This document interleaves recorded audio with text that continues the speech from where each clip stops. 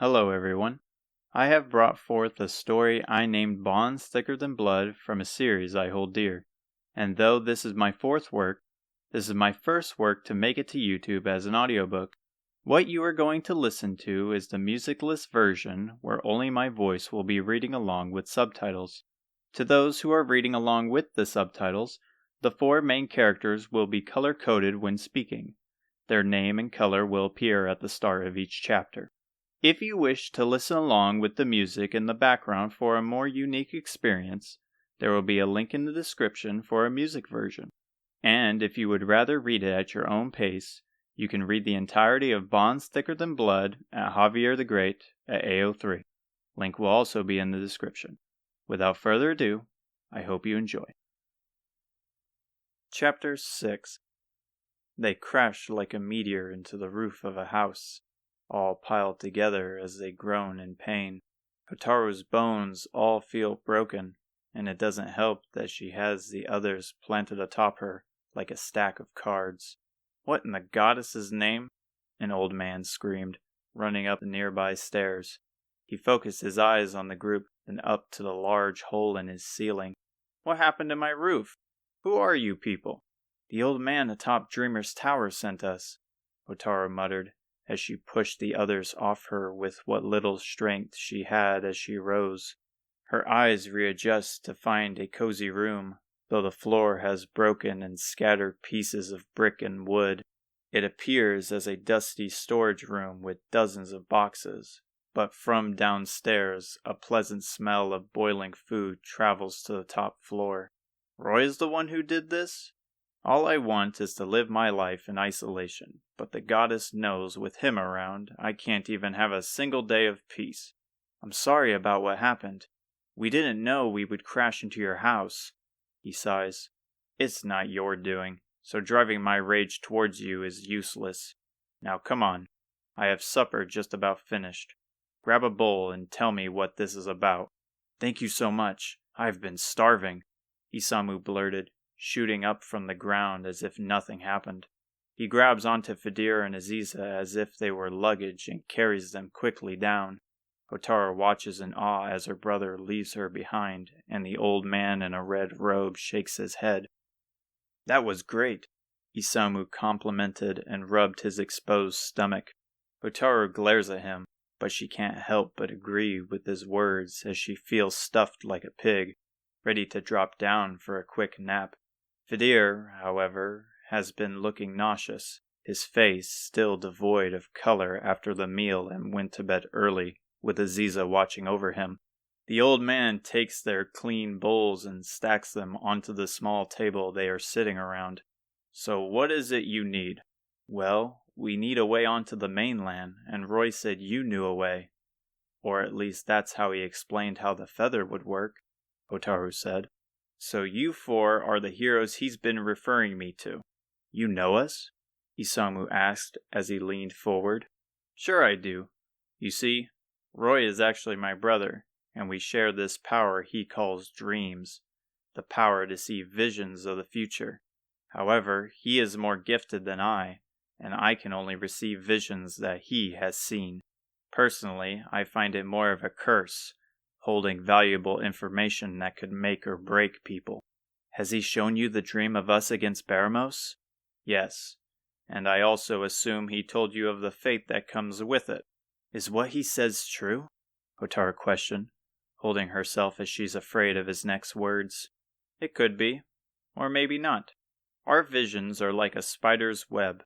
Any force against it, and it tears completely, needing to be reconstructed anew.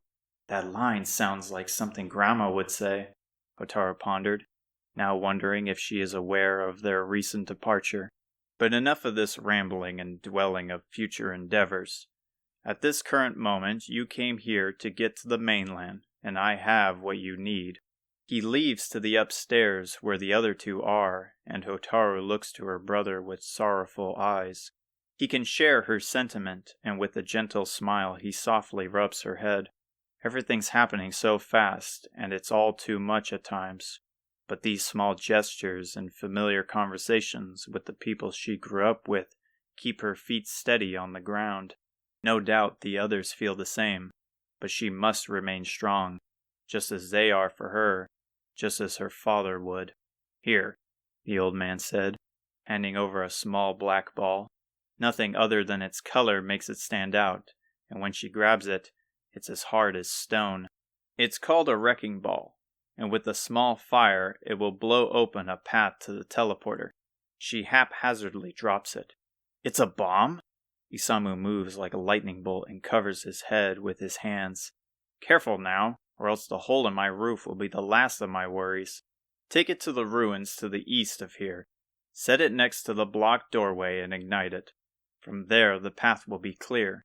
He stands up to leave, but Hotaru calls out, "Thank you again for your help, and sorry again for your roof." He giggles. "Don't worry about the roof. I've been practically begging my nephew to replace the thing, and now I have a good reason. You should probably rest up here until the morning, as it will be a long journey." "Hey, where's Aziza?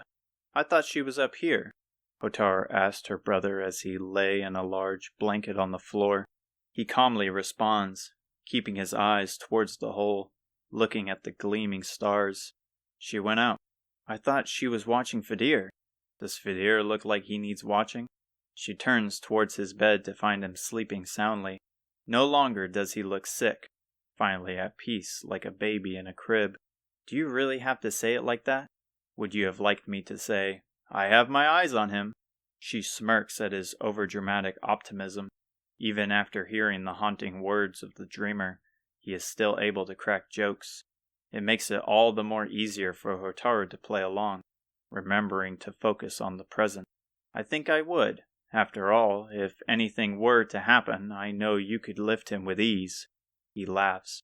"When a source of nourishment is waiting, I tend to do things that shock even myself. Anyway, I'm gonna go look for her. See you around." She quietly steps down the stairs to pass the old man, who is scanning his eyes through an old tome, and exits out the creaky door. The moonlight shines down onto the nearby pasture, and just across is the chapel of Reeve. A gentle cool breeze caresses her skin as she peeks the area, and quickly finds Aziza feeding the horse with a warm smile. With silent steps to close in, trying not to scare either of them, Aziza notices her with ease. "What brings you out here?" she asked, her brown eyes narrowing as if Hotaru was approaching like a commanding officer. Hotaru stands by her side and gazes upon the brown horse and its beautiful black mane. The horse eats away at the herbs Aziza carefully hands. "I'm guessing this is Reginald?" "Yeah. I never really thought you cared for animals. I've grown to appreciate them." "How so?" "To tell the truth, this whole thing scares me. But even if the cities and people change, animals, such as Reginald," she pats the horse on the head, brushing its hair, "will always be the same, acting upon the instinct they were born with. If the whole journey scared you, why did you come along? You could have stayed home." She remains silent, and Hotaru quiets her tone. "Is it because of your parents?" Aziza nods. "Do you think we will find them?" Hotaru always knew Aziza was hurt from the loss of her parents. Several years ago she arrived in Alihan by herself with the belief her parents would soon follow, yet that day never came. Though she hasn't known her the longest of her friends, they quickly bonded as their fathers had known each other before. "I want to believe that," she finally muttered. "We both have families that fought in the invasion quite a few years ago, and some time after the king told me my dad was gone. But I can't simply grasp that reality, and for some reason, when Roy mentioned a warrior before, I had this feeling it was him." "I thought the same thing. We might be following the exact trail he did. So you believe he is alive?" "I don't know. But either way, I know what I must do. I understand your feelings of uncertainty, and it's because of you all that I keep afloat. And along with him, we will search for your family too, even if all we gather is clarity. But for the moment all I can do is thank you for tagging along. The Queen must know what happened to Dad. Grandma must know." She smiles softly, trying to hide her clean teeth away from her.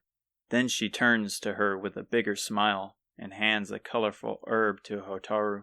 Would you like to feed him? I would love to.